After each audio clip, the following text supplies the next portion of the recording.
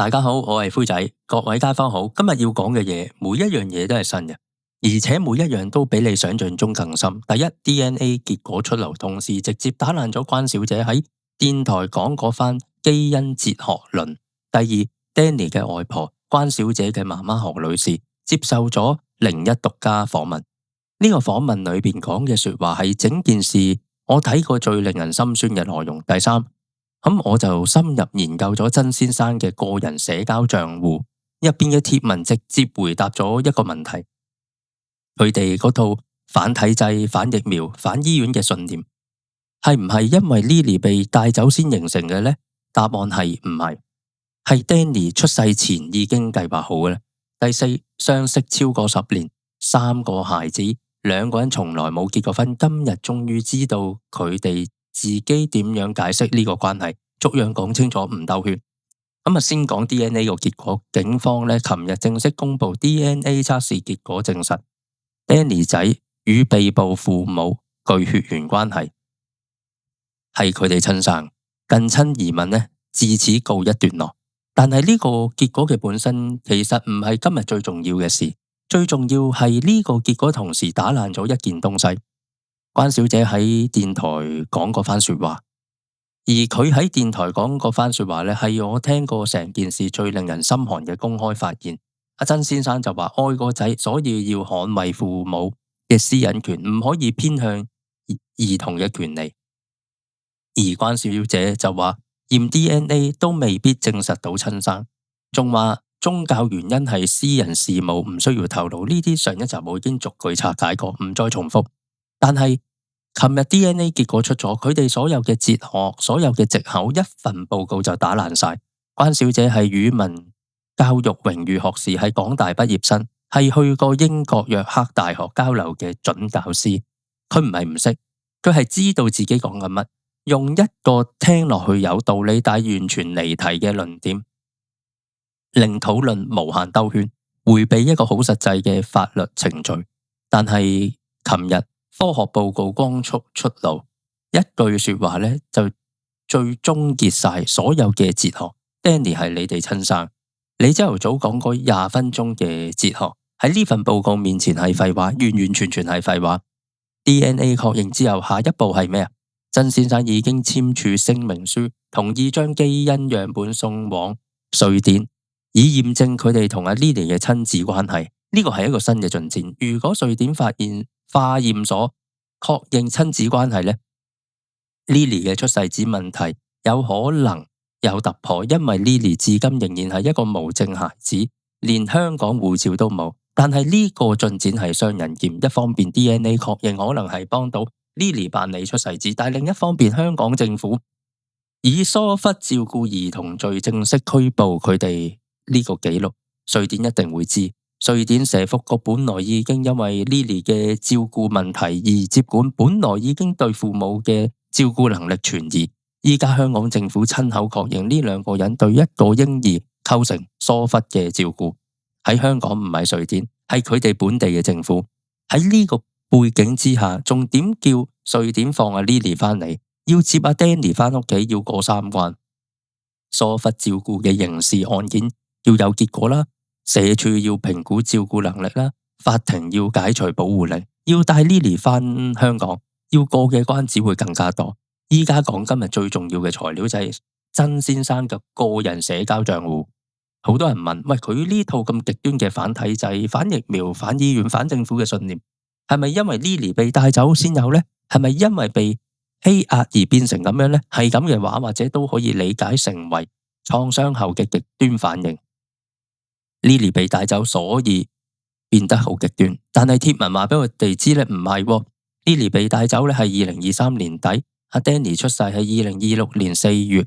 即係話中間有超過2年嘅時間。如果阿 Lily 係被帶走，真係令佢哋有所反省、有所改變，2年係足夠時間。但係貼文話俾我哋知，佢哋係冇反省、冇改變，係 Danny 出世之前已經計劃好晒，逐一睇清楚。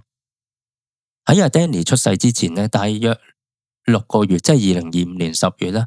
阿曾先生網上分享咗一篇文章，大讚一對父母決定為初生嬰兒跳過晒所有疫苗接種，話自己研究過針嘅成分，所以決定唔打。佢係分享佢支持呢個貼文嘅重要性係 Danny 都仲未出世，個老豆已經喺網上主動揾文章，主動分享支持唔打針係啱呢個決定，唔係 Danny 出咗世之後先臨時決定，係Danny 出世之前已經計劃好，個仔出世都唔打針。Danny 一個半月大就被帶走，到出世到被帶走，從來都冇打過任何針，唔係疏忽，係執行一個早就決定好嘅計劃。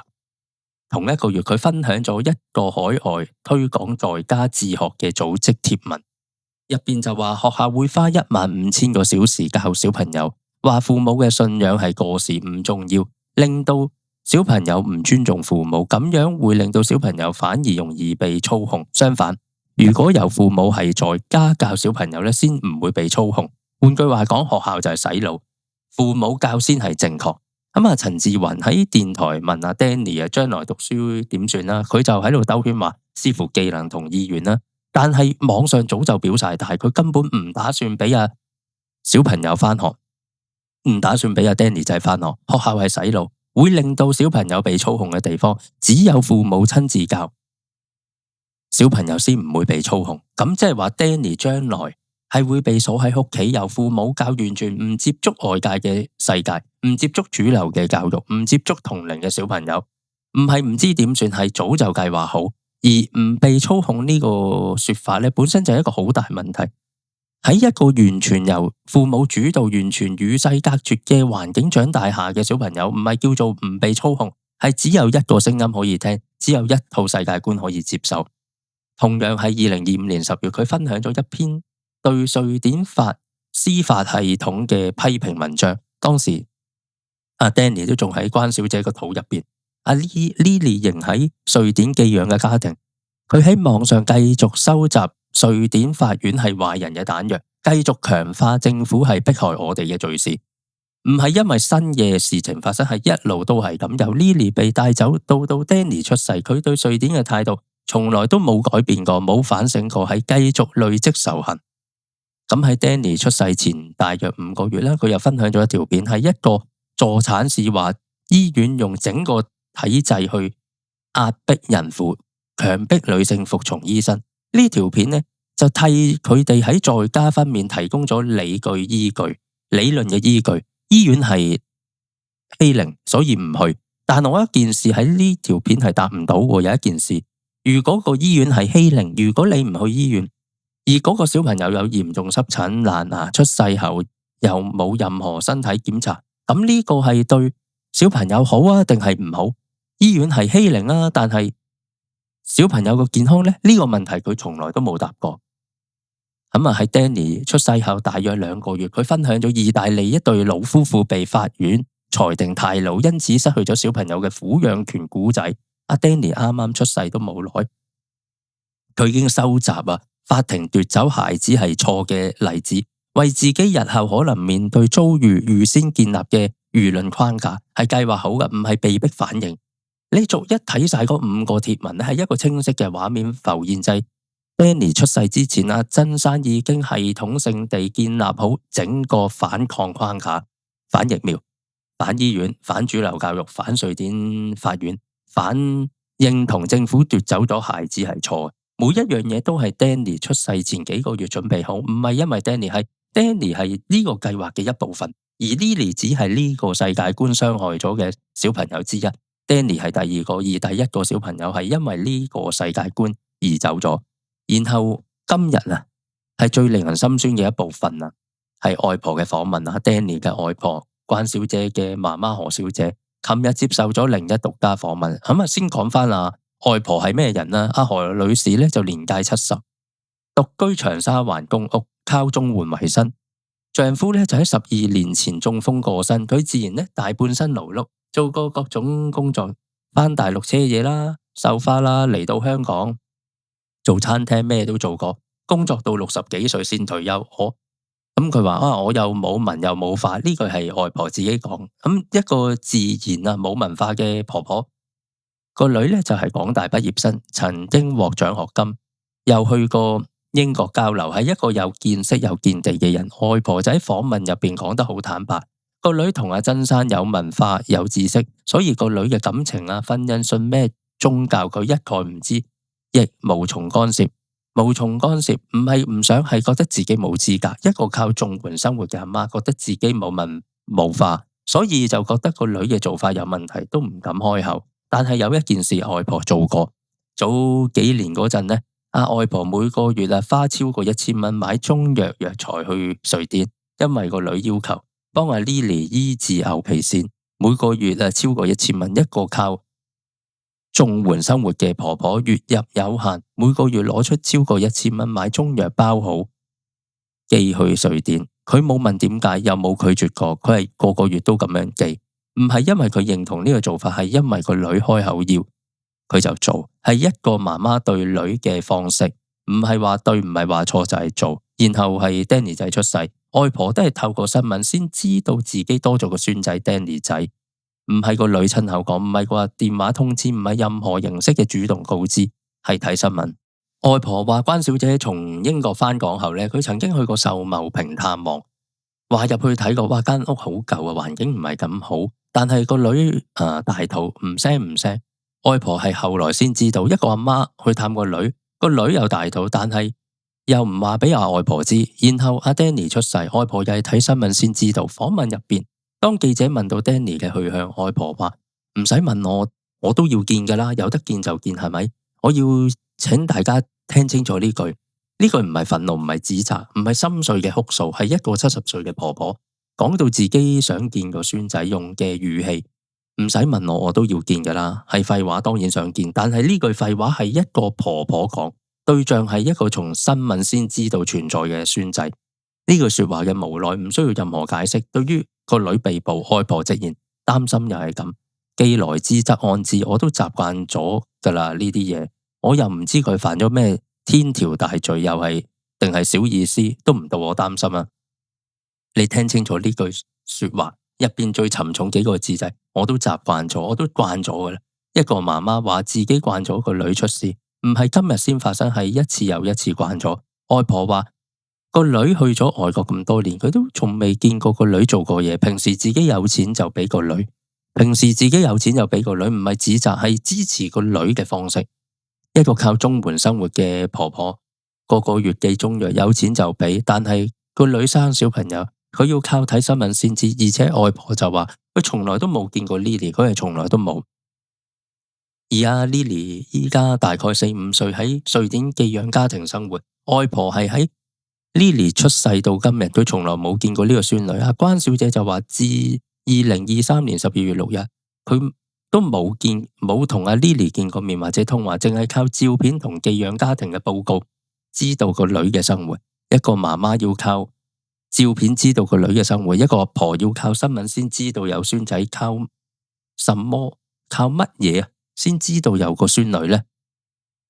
可能連照片都冇。呢個阿婆係整件事入邊最無辜嘅人之一，佢做過嘅每一件事，個個月寄中藥，有錢就俾，全部都係對個女嘅支持，對個女嘅愛，對個女嘅信任表現。但係到最後，佢係要睇新聞先知道多咗個孫，想去收容所抱一抱，係佢依家最大嘅渴望。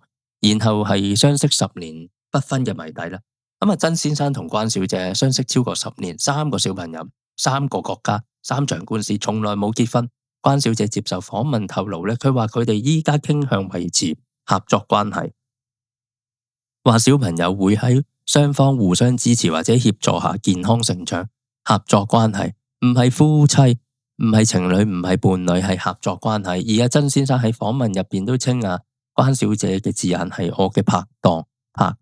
3個小朋友10多年，喺芬蘭到瑞典到英國再到香港，係拍檔。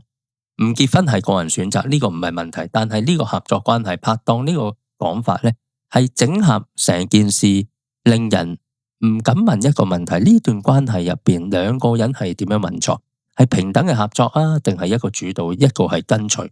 喺所有公開嘅場合，電台訪問、記者會、媒體採訪，曾先生係開口嗰個，係主導嗰個，係訂立立場嗰個人，而關小姐大部分時間都喺旁邊。電台訪問個裏邊差不多20分鐘，大部分係阿曾先生講說話，關小姐開口嗰一刻咧，就話講翻個基因哲學論，然後又去翻旁邊一個港大畢業獲過獎學金，曾經去過英國交流嘅女性，喺公開場合嘅角色就喺旁邊。外婆都講啊，個女同阿曾先生係有文化有知識，所以就無從干預。呢個無從干預啊，係外婆對自己嘅評價。但係有一個問題就係，關小姐係港大畢業，係有文化嗰個，點解喺公開場合都係主要喺旁邊呢？呢個問題係冇人可以從外邊回答。但係睇完所有公開嘅資料呢，你自己就會有一個感受。阿曾先生啊，都喺電台訪問最後一句說話話，係令到成件事我覺得最誠實嘅一句。阿陳志雲問佢：喂，你有冇諗過阿 Danny 將來長大啊？知道你哋為咗私隱令佢有1個半月冇任何身份保障，佢會點樣睇你？阿曾先生答我就係嘗試唔放呢啲嘢入去，唔想俾啲咁嘅念頭進入我嘅腦袋。我就係嘗試唔放呢啲嘢入去，唔係我唔擔心，唔係我覺得係啱，唔係個仔將來會明白，係我唔想諗，所以我唔諗。一個老豆對於自己嘅選擇，對孩子嘅後果選擇唔去諗，嘗試唔放呢啲嘢入去，佢可以選擇唔放。但係阿 Danny 仔係要活喺呢個選擇嘅後果入邊。Danny 係冇得揀父母，Lily 又冇得揀父母，第一個就更加冇得揀。而佢哋嘗試唔放呢啲嘢入去 ，DNA 出咗。Danny 仔嘅收容所，案件繼續，外婆仔長沙灣公屋繼續等一個喺新聞先知道存在，從未見過嘅孫仔。而呢個距離係邊個造成？唔係瑞典，唔係香港政府，唔係入境處，係佢兩個自己每一個選擇，一步一步堆起嚟嘅距離。佢哋把口就話愛孩子，但係小朋友喺阿婆要睇新聞先知道存在嘅地方長大，一個阿婆要靠綜援生活，月個月寄中藥，有錢就俾，但係佢想抱一抱個孫仔，係依家最大嘅渴望。呢個係今日成件事最令人難受嘅地方，唔係話法庭，唔係警察，唔係 DNA，係一個70歲嘅阿婆講有得見就見啦。好啦，今日就同大家講到呢度，歡迎下邊留言討論，我係灰仔，下集再見，拜拜。